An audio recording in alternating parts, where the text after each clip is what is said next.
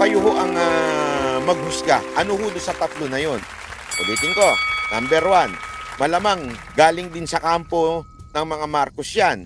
Inutusan lang, kunwari maging anti-Marcos pero minamain condition na tao. Pangalawa, sadyang tatanga-tanga lang at hindi niya alam ang tamang diskarte sa tunay na pakikipaglaban ng revolusyon. At bahala lang siya, wala siyang pakialam, basta labas lang siya ng labas, teaser siya ng teaser. Or pangatlo, for the content lang. Di ba ho? Yun ang totoo. Malamang for the content lang dahil gusto lang niyang kumita at pagkakitaan ang content ng kanyang channel. So, yun ang tanong ko sa inyo. Ano na ho ang humusga? Kasi tulad nga ho na sinasabi ko, panoorin ho natin tong video na ito Napaka-importante natin maintindihan ito. Si Secretary Boying Remulla sa National Bureau of Investigation ang kumalat na peking video ni Pangulong Bongbong Marcos kung saan kunwaring nagdeklara ang Pangulo ng gera kontra China. Inatasan ni Remulla ang NBI na panagutin ang mga nasa likod nito at sampahan ng kaukulang kaso. Una nang pinabulaanan ng Presidential Communications Office ang video at sinabing walang ganoong direktiba ang Pangulo. So, ayan na nga ho. Naglalabasan na sa lahat ho ng channel yan. Alatang piniprepare na ho nila yung media. Piniprepare na nila na, may mga lalabas na audio recording. So, ito ho yung pinapaliwanag na sa taong bayan na kayang imanipula ang voice recording. Kayang imanipula ang video recording. So kanila na po yung minamain condition ng mga tao at sinasabing kung lumabas man yan ay AI lang. Okay? Ako, ulitin ko para siya kaalaman ng mga sarado isip at tatanga-tanga pa rin hanggang ngayon. Ako po, sa aking pong pananaw, hindi ko sinasabing hindi po totoo yan. Ang sinasabi ko, mali yung diskarte na ginagawang teaser yan. Di ba ho? Nagkakaroon ng mga teaser, inuunti-unti pa bagong ilabas. Ulit-ulit ko sinasabi, sa pagdating mo sa labanan, sa suntukan, o di kaya sa anumang gera, napaka-importante po ng element of surprise. Sa ang kompetisyon o laban, napaka-importante ng element of surprise. Basketball, di ba ho? Kailangan element of surprise. Boxing, di ba ho? Tandaan ninyo, there was a time, sabi nila, si Pacquiao, magaling yan sa left hand. Talagang pag yan sumuntok ng kaliwa, yari ang kalaban. Tama, mali? Kaya ang ginawa ni Pacquiao noon, itinago niya yung training ng kanan niya. So, there was a time na nanalo siya by using his right hand. Bakit kanyo? Kasi, yung kalaban niya, they were expecting na kaliwa ang gagamitin. Hindi nila alam na surprise sila nung kanan ang ginamit ni Pacquiao. Napaka-importante ho noon. Element of surprise. Pati content, pasalsal ng ilang vlogger, ayan tuloy nakapag-prepare ang gobyerno. Diba ho? So yan ang problema natin. Kaugnay po ng balitang yan, isa sa tinuturing ni Pangulong Marcos na lumalakas na banta sa peace and order. Sabi nitong isa, si Alexa G. Alexa G, ikaw naman kasi si Banat, masyado ka daw insecure, ayon tuloy, tinaya na alindog niya. Alam nyo, sa totoo lang, wala akong problema dyan. Ang problema ko lang dyan talaga mahilig mag-fake news, pero more than that, kung yan naman makakatulong sa laban natin, sa revolusyon na mailabas ang katotohanan, natin yan, sasamahan natin yan. Hindi mataas ang ego natin. Di ba? Tayo ngayon, nagkamali ilang beses noon kay Isko. Pero nung nakita natin, tayo ay tumulong kay Isko. Nung nakita natin palang iba pala yung mga nakikita natin publicly at iba pala talaga yung sa private, nakita natin yun. Pastor Kibuloy, ganun din. Binatikos natin nung una, pero nung nakita natin ang katotohanan, hindi tayo dalawang isip para ilabas ang katotohanan. Alam nyo ang Banateros brothers, okay? Kami mga Banateros na mga vloggers, hindi mataas ang aming ego. Pag nakita naman naming nakakatulong ang isang isang mga tao, whether ito'y binanata namin noon, amin po itong sasamahan. Bakit to? Kung nakakatulong naman, always remember, hindi naman po kasi kami, we are not for ourselves, we are for the country. We do not care kung magkamali, kung kami po ay kailangan magbago para sa katotohanan, walang problema ho sa amin yan. Di ba ho? Wala hong problema. Ang problema ko ho, kung nakakasira na ang isang vlogger, dapat putang ina binabanatan yan. Kasi nakakasira na eh. Kita ninyo nangyayari. Sabi nga nito no. Ayan daming nagalit na MDS dahil sa AI na yung kasalanan naman nila, hilig kasi mag-utos at yun na nga po Alam nyo, maniwala ho kayo. Etong administrasyon na to, magaling ito sa propaganda. Tandaan ninyo, nanalo ho sila because of propaganda.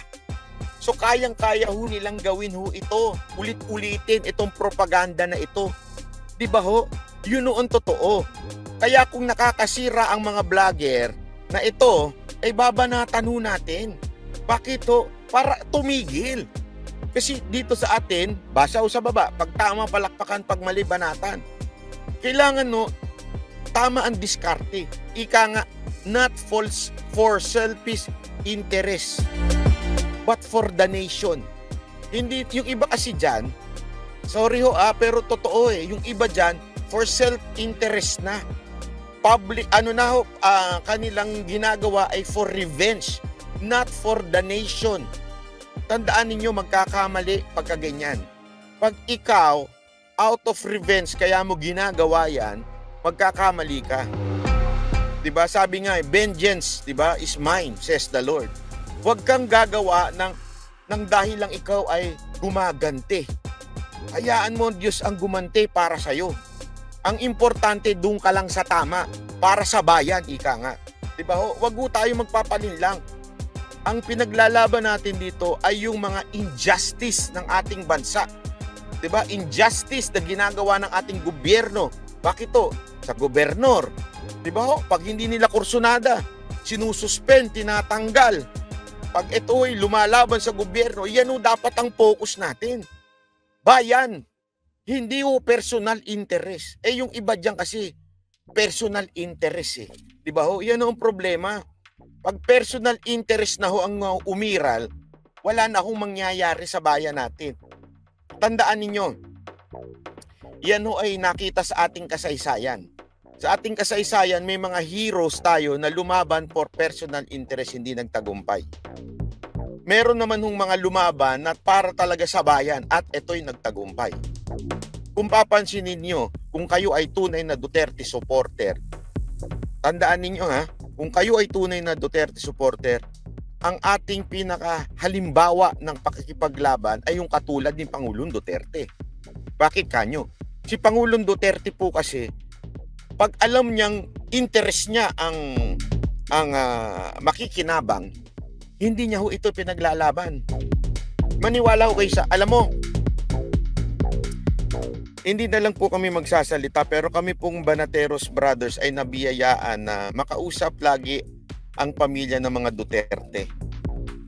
Hindi na lang po namin sinapupubliko yung mga iba kasi very private ho. Pero alam nyo yung mga kwento na, naku, hindi ko na lang sasabihin. Pwede ko bang ikwento sa inyo ito?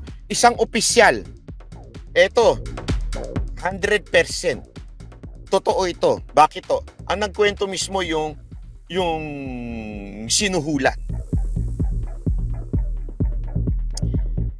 Alam nyo ho ba, ito ikikwento ko lang to Merong opisyal ng gobyerno ngayon. Ito, grabe ho ito, putanginan to.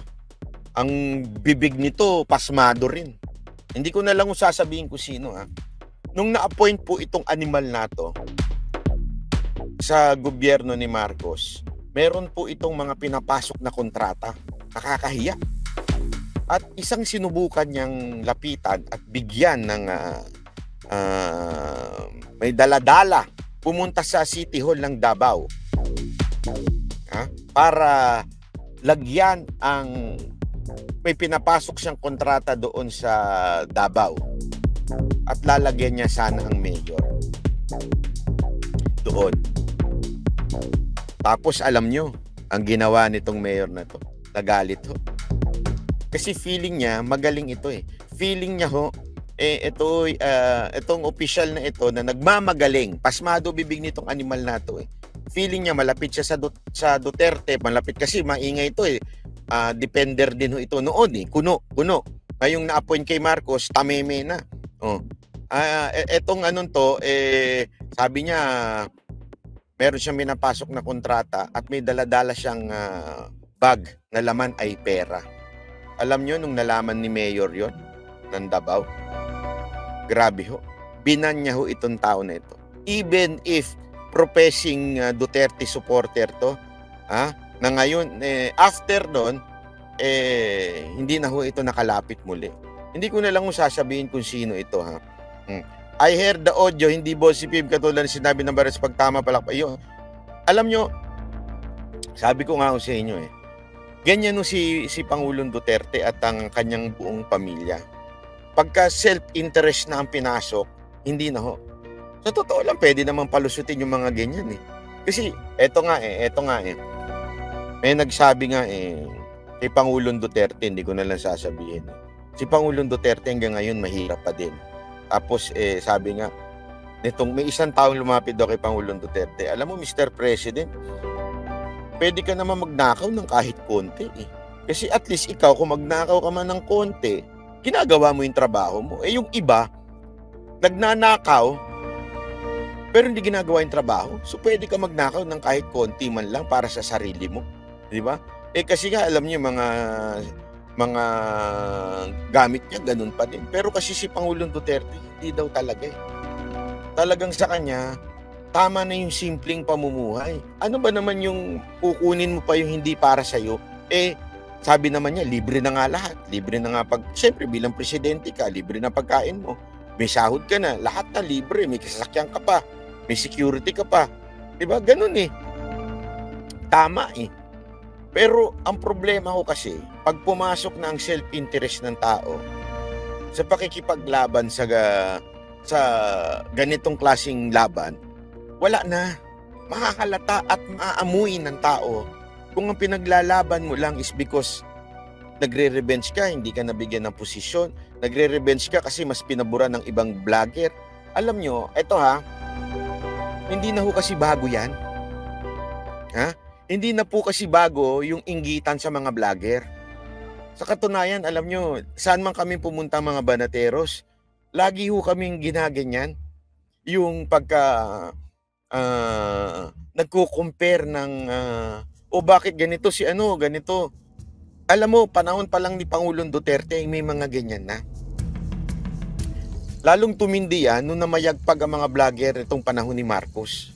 Maraming ganyan yung pag hindi sila napansin na kasi nga nung panahon ni Mocha, 'di ba? Masyadong si Mocha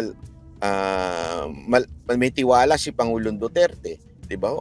Nainggit nainggit diyan, 'di ba? Yung talangkang Pinoy. So this time bumawi naman yung talangkang Pinoy. Siya na ang bida-bida, may mga nainggit tuloy na vlogger. And because of that, alam nyo, marami hong naging bitter. Tama man yung kanyang sinasabi, kung ang motibo niya ay mali, hindi ho maganda. Naintindihan ho natin? Diba ho? Yun ang problema ho eh. Ang problema natin, pag may pinaglalaban ka, kahit ba tama yan, kung ikaw naman ay mali ang dahilan mo bakit mo pinaglalaban yan, sa simula, oo, sasakyan ka ng mga marites. But eventually, papalpak ka. You know why? Katulad nitong AI, video na to. Bakit pumapalpak? Kasi nga, tandaan nyo, ang taong pikon, ang taong galit, mamali-mali ang diskarte. Yan ang katotohanan. Pag mali ka, ay pagka galit na galit ka, bitter ka, kaya ka lumalaban at tumitira sa gobyerno, magkakamali ka ng diskarte. Bakit? Kasi galit ka lang eh. Out of emotion yung pakikipaglaban mo. Kaya dapat, hindi ganun. Dapat let's stay on the facts, the truth. Ika nga. Diba? Dapat ganun ho tayo. Doon tayo sa truth. Doon ho tayo sa may ebidensya. Or else, magkakamali ka. Yun ang ating sinasabing paulit-ulit. O, panoorin pa ho natin to. Situation sa bansa ang mga cybercrime at kaugnay ng kampanya kontra cybercrime. O, sabi ni Jasmine, tama yan. Kaya sa pamilya, wag ho kayong ganyan. Pag nadala ka ng galit, lahat ng sasabihin mo kahit wala na sa tono. Hindi, wala hong biro yan. Pagka kayo, kunwari, meron tampuhan ng jowa mo, asawa mo, anak mo, tatay mo, give time. Huwag ka muna magsasalita. Never speak when you're mad. Okay? Never speak pag meron kang puot sa puso. At lalong-lalo na, never open your social media account pag masama ang loob mo. Why? Tingnan mo, ang dami mong deleted na status. Kasi nga, nagalit ka, nag-status ka kagad. Tama, mali? O, yun na, kaya nagkakamali-mali ang tao. O kaya ngayon, itong vlogger na galit dahil nga meron siyang galit lang, nagkakamali-mali tuloy. Ito yung maling diskarte na sinasabi ko sa inyo noon pa. 'Di ba? Maling diskarte ho ito, yung ilalabas mo, teaser mo. Bakit mo tiniteaser? Anong purpose mo? There is only one purpose sa teaser video, teaser voice. There's only one purpose. Content. Kasi if that is really true, if that is sabihin na natin legit, itatago mo muna 'yan. Sa tamang panahon, bibiglain mo. Sa tamang panahon, bibiglain. Hindi yung punta, paparinig, o video, papaano. Katarantaduhan mo yan. For the content. Kausapin po natin si Police Colonel J. Guillermo ng PNP Anti-Cybercrime Group. Good afternoon po sa inyo, sir. Ayan. Magandang hapon po, ma'am. Unahin po muna natin kung meron po bang direktiba sa inyo kaugnay nitong mga kumakalat na peking video at may audio pa supposedly ni Pangulong Bongbong Marcos laban sa China. Opo, kasi alam naman po natin na cybercrime ay patuloy po na tumataas. Part po ng PNP, basically Anti-Cybercrime Group, is to monitor po lahat ng mga violations na nangyayari taon. So, ito pong binanggit ko na video tungkol kay Pangulong, yung fake po na lumabas na video about President Marcos, ano pong ginagawa nyo dito? We've been monitoring yung mga ganyang cases and immediately, nung na meron ng report na ganyan, tinignan na po natin yung... Kita ninyo?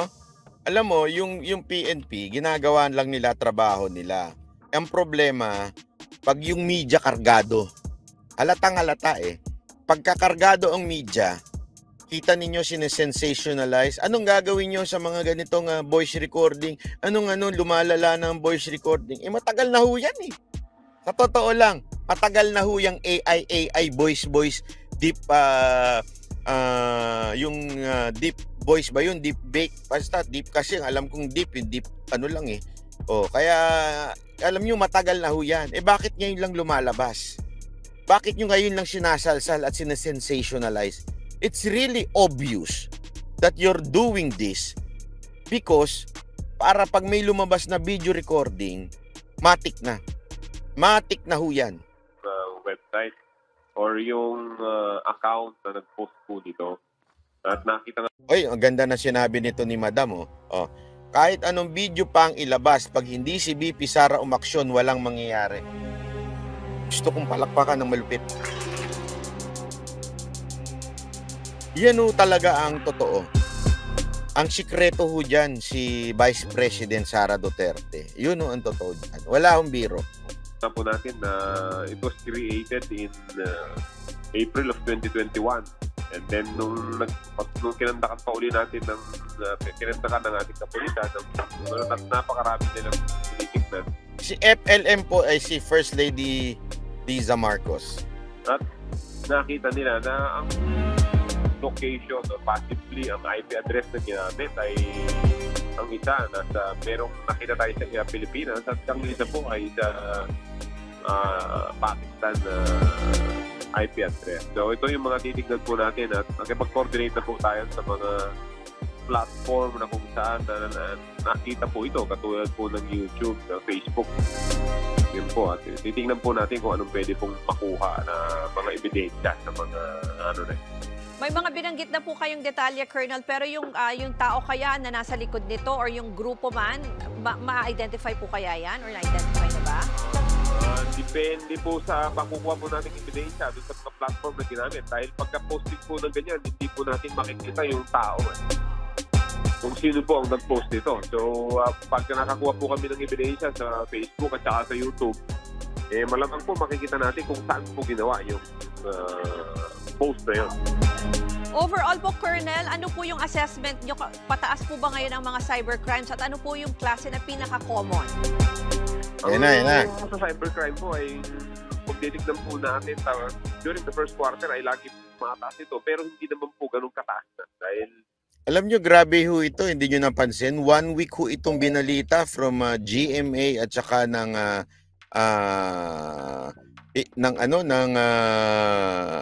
GMA at saka ng TV5. Hindi ko ho alam kasi yun sa sa ABS-D naman po.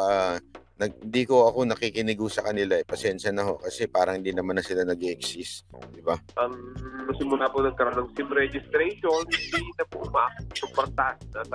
Ngayon po, ngayong taon, yung first quarter, nasa 21.4.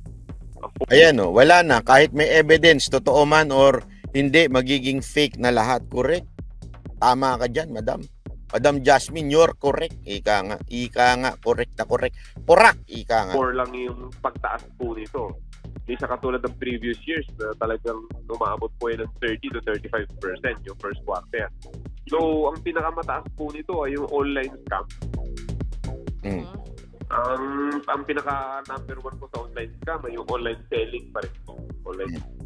Hindi nakuha ng media yung kanyang gustong sagot. Diba? Sabi ito, grabe pagtanong, sisipag ng media pero pagdating sa nakuha, yun na nga Alam mo, the cooking dad, you are perfectly right. Kung meron mang term na perfectly right. Diba ho?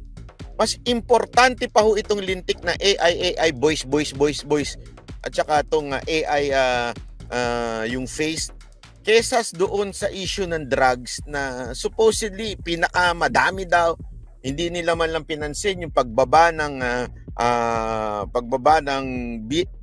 timbang o yung tawag doon yung amount, diba, nung droga.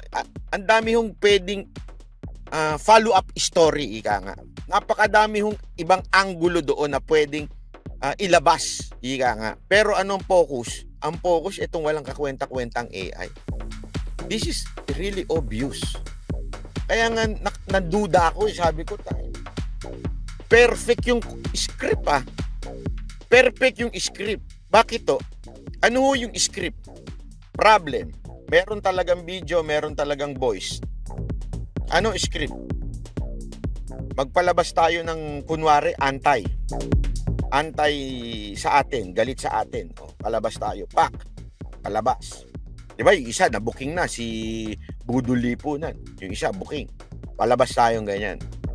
Nasunog na yung Budol Lipunan Tapos pagpalabas natin ng ganyan, magkaroon tayo ng counter. Tapos magiging issue ngayon yung AI kasi labasan Kasi kung hindi ka, bakit kailangan mo magpalabas ng counter? Nang magpalabas ng anti? Kasi kung ikaw lang, isipin nyo to kung ikaw lang, sasalsalin mo lang yung AI o deep voice na yan, kunwari walang nag-aantay, walang anti-vlogger na naglabas niyang voice, it's obvious na you are being defensive. Tama, mali? Diba? Isipin nyo, wala ho yung CMDS, wala hong ganun. Anong dating sa tao? Bakit kaya biglang naglabas ang gobyerno ng may mga voice recording na lalabas, may mga video recording na AI lang, hindi totoo. Deepfake ang tawag, deepfake, 'di ba? Anong dating nun sa tao? Sige nga ho, kung kayo may common sense. Anong dating nun sa tao kung sakasakaling walang anti-Marcos vlogger? Tapos bigla lang nilabas ng gobyerno yung deepfake na yan, deep voice na yan, yung fake voice na ganyan, at saka yung AI, bigla lang nilang nilabas. Anong dating sa tao nun? Diba? Ang dating sa tao nun, napaka-defensive naman itong gobyerno to. Tama, mali? Diba? Pumauta kayo Pero kung may naunang lumabas at nag-aakusa ng kung ano-anong klaseng voice recording, kung ano-anong klaseng video recording pag may unang lumabas. Ano mangyayari kung sumagot lang ang gobyerno? Sumasagot lang ang gobyerno. Di ba? Ang dating pa nito, abay, tama pala ang gobyerno. Meron talaga mga fake. So sa tao, di ba? Sa tao ho, papapasok na sa kukote na ho ng mga Pilipino yan. Fake yan, AI yan, AI, deep ano lang yan. Di ba ho? For sure. Ganun ho mangyayari. Di ba ho? Kasi nga ho, may naunang nagpalabas na galing sa quote-unquote anti-Marcos kuno. At maging matalino ho tayo. Wag ho tayong pabudol uli. Selling, ito yung pag-access ng mga Facebook account, yung mga ganun po. Kung minsan nanghihingi ng pera or assistance, yan yung pangalawa. Yung pangatlo po, yung investment scam. Okay. Colonel, online scam, yung mga online selling, ano pa po yung iba? Medyo napuputol Yung po kasi isa po, linya. Kita nyo? Diba tinanong, ano yung pinaka problema ngayon online? So sinabi, kasi siyempre, tandaan ninyo ha, feeling ko hindi naman ako kasangkot ang pulis dyan, pero yung media ang gumaganon eh. Ano pa sir? Ano pa ang problema aside from online scam? Inaantay talaga yung sagot na, ito mga fake news. Oh, di ba? Illegal access po ng Facebook account, yung isang bigla na lang Hindi nyo nararamdaman? Hindi nyo nararamdaman yung, tinutulak Merong, alam mo yung, nag-interview para may palabasin. Di ba? Ano yun? Ay, yung mga iba yung may-ari ng account, then nanghihingi ng pera. Yung pangatlo po ay yung investment scam. Investment scam. Para po sa mga mabibiktima, Colonel, ano po ang dapat nilang gawin? Basta pag nabiktima po sila, just check our website, yung PNP-ACG website, at hanapin po nila doon kung saan yung pinakamalapit na PNP-ACG.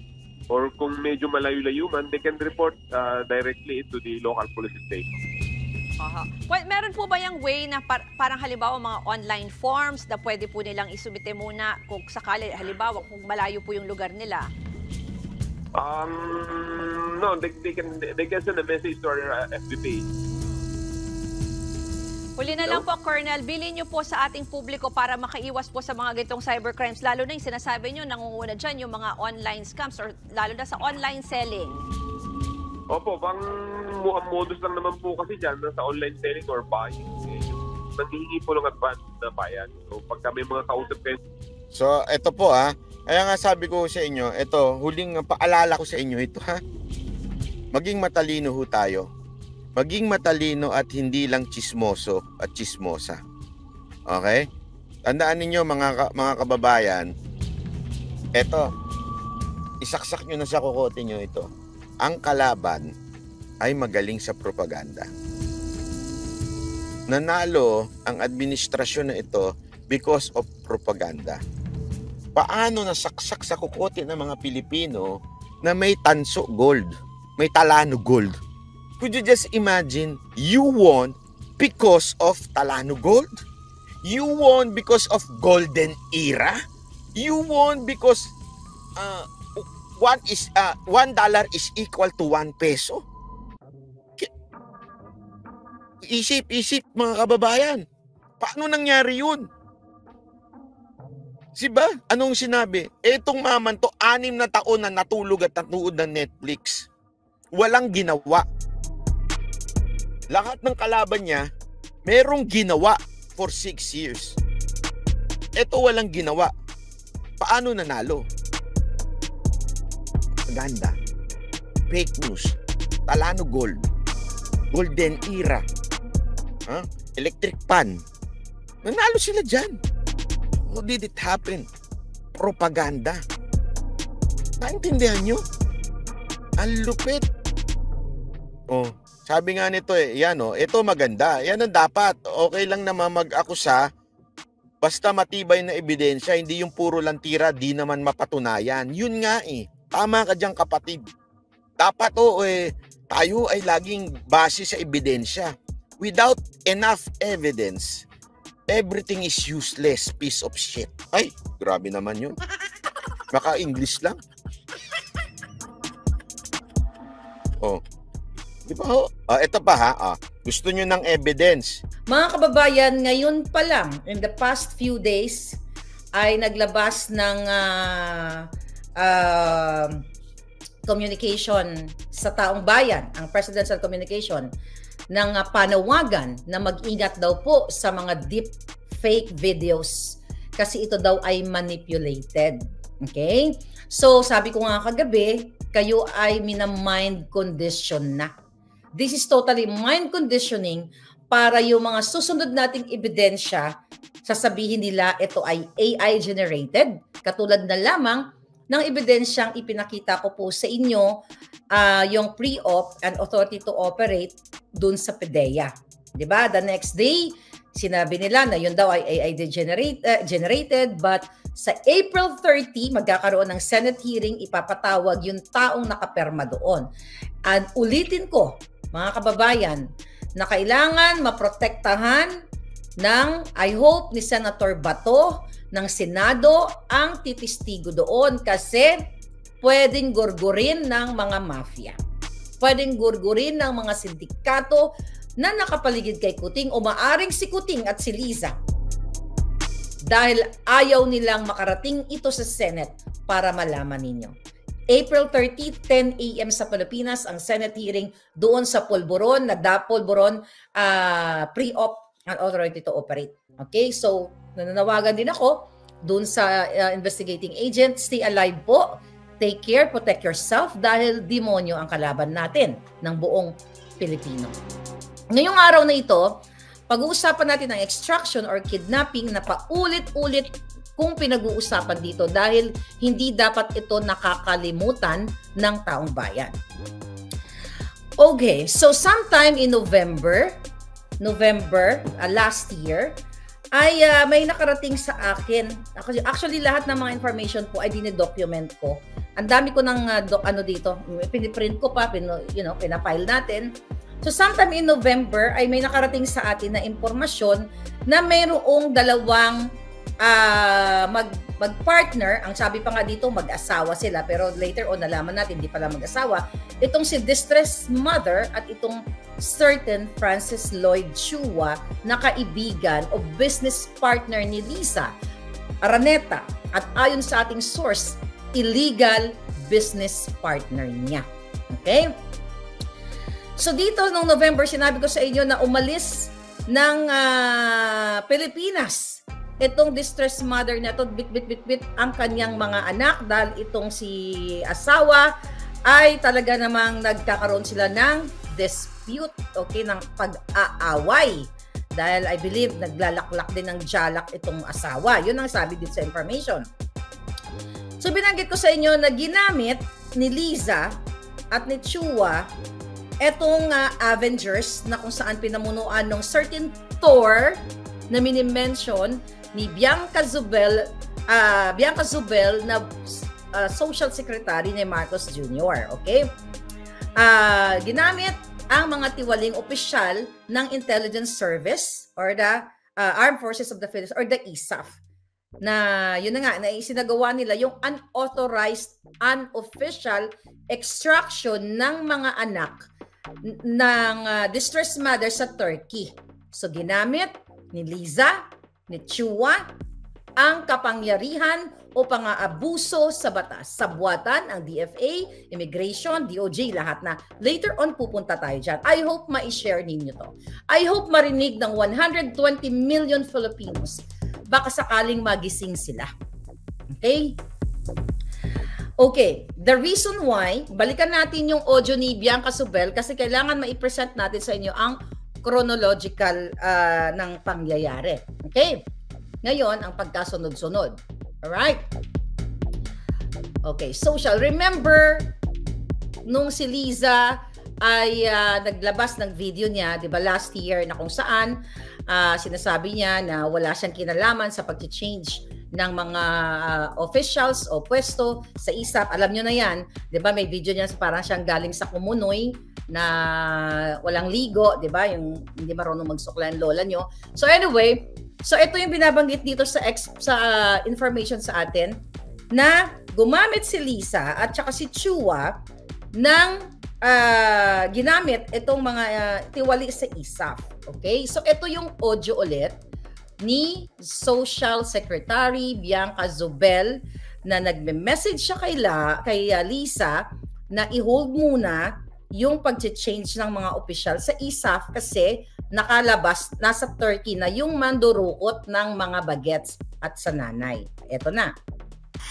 Liz, hi. Sorry to bother you, but I just got a call from Thor, and they're a bit concerned because they've gotten an order now that the chief of ISAP is supposed to be changed by Tuesday, and there are people that are out to do some extraction. If it's possible to just keep the ISAP as is daw para hindi magulo yung extraction kasi 2 weeks pa yata or something like that. Or please call Thor. I might be saying the wrong things, but Thor needs some needs help from you. Thank you. Okay. Yan yung message ni Bianca Zobel noong 2022. Alright, ngayon mga kababayan, ano ang istorya sa likod ng boses ni Social Secretary Bianca Zobel? So again, hiniling niya na wag muna galawin ni Lisa ang pagpapalit ng mga opisyalis sa ISAF kasi kung hindi, magkakagulo ang extraction sa Turkey o in other words, ang pangingidnap sa mga bata. Okay? At sabi niya gano'n, at baka daw matunugan ng mga otoridad doon sa Turkey na illegal yung operations ng mga intelligence na pinadala ni Liza at ni Chua sa Turkey. Okay? Ngayon mga palangga, kaya ang sabi ko nga sa inyo nung November of 2023, talaga bang hindi natatakot si Liza Araneta Marcos na gawin ang pang-aabuso sa kapangyarihan na gumagamit pa siya nag-iiwan siya ng mga ebidensya. At ang ebidensya, mamaya matutunghayan ninyo. Alright? Ngayon, mga kababayan. Okay. Ito na. So dahil ayun na nga, balik natin yung history kung bakit ba napadpad itong si distressed mother sa Turkey.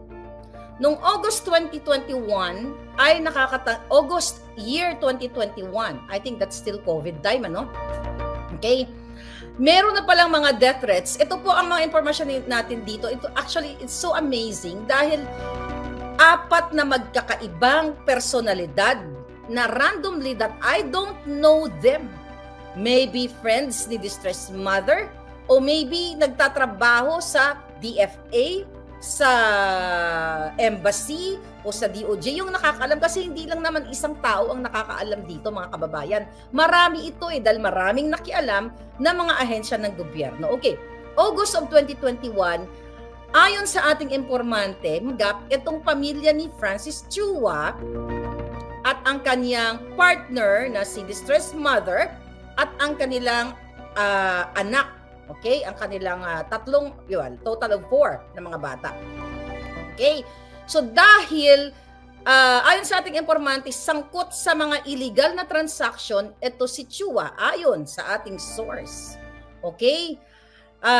Allegedly, sangkot si Chua dito sa mga illegal transactions with Lisa at Martin Araneta at Martin Romualdez.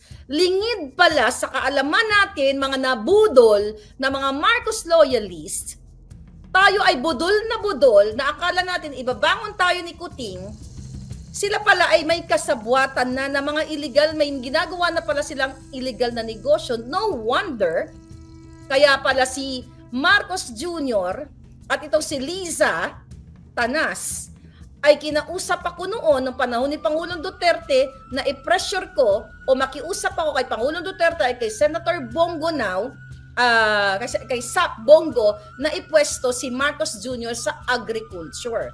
Yun pala, ayon sa ating source, even before Pangulong Duterte, na hindi alam ni Duterte na meron na palang mga illegal transaction itong si Lisa at sila Tambaluslos. Kaya pala sila uhaw na uhaw nung pangalahon ni Pangulong Duterte na hindi sila nakaporma.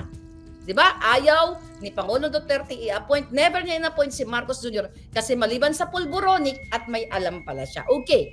So, August 21 o 2021 ay pumunta ng Istanbul, Turkey, ang apat na mga chikiting na mga minor de edad kasama ang kanilang nanay dahil sa natatakot. Okay? Dahil natatakot daw sila na magurgur ng mga kalaban ng kanyang partner na si Chua sa mga illegal na negosyo. Hindi natin alam to mga kababayan. So, ang nangyari dito, mga palangga, okay? Noong February 11, ay dahil inahabol na siya, nung August, gustong pauwi ni Chua yung kanyang pamilya. Kasi syempre, pamilya niya yun eh. Gusto lang makasama. Kung may dispute man sila, baka sakaling ma-solve ba nila yung kanilang mga problema.